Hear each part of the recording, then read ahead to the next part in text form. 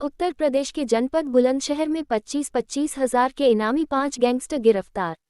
Plot और मकान के नाम पर पुलिस और फौजियों के साथ सुधीर गोयल एंड कंपनी करती थी 420।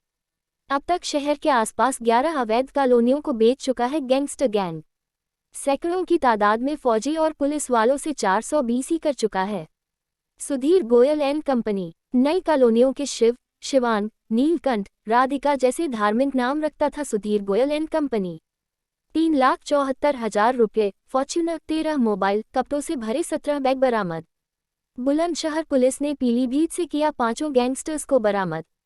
जैसा कि आप जानते हैं कि शासन की नीति के अनुरूप जो उत्तर प्रदेश पुलिस है वो भूमाफियाओं के विरुद्ध लगातार प्रयासरत है और उनके विरुद्ध प्रभावी कार्रवाई कर रही है। उसी के अंतर्गत हमारे जनपद बुलंदशहर में भी एक मुकदमा पंजीकृत किया गया था 680/23।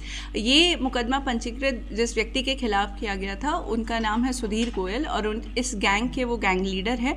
इसके 4 अन्य सदस्य भी हैं। एक उनकी पत्नी श्रीमती राखी गोयल, एक आलोक जग्गा, जय सिंह और जयप्रकाश।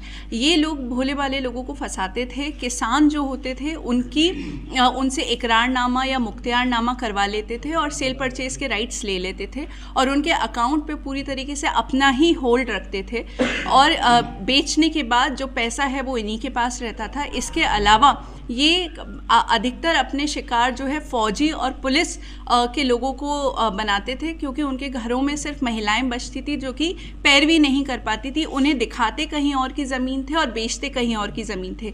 जब इस फ्रॉड का लोगों को पता चलता था और वो इससे कंप्लेन करते थे तो ये कहता था कि मैं ही आपकी ज़मीन खरीद लूँगा, आप मुझे बेच दे। फिर ये अपने पास बेनामा करा लेता था या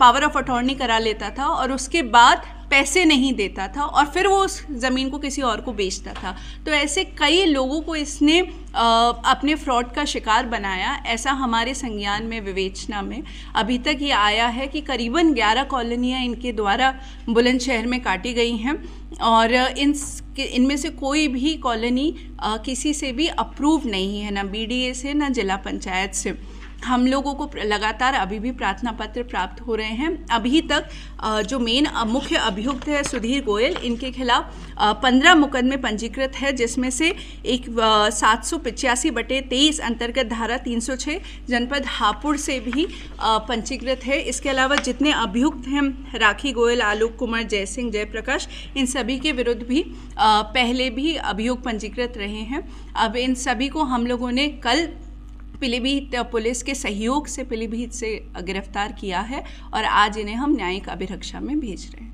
अब क्या बरामद किए गए? इनके पास से एक फॉर्च्यूनर गाड़ी जिसका नंबर UP 25 CR 9495 है वो बरामद हुई है। 3,74,720 रुपये नगद इनसे मिले हैं।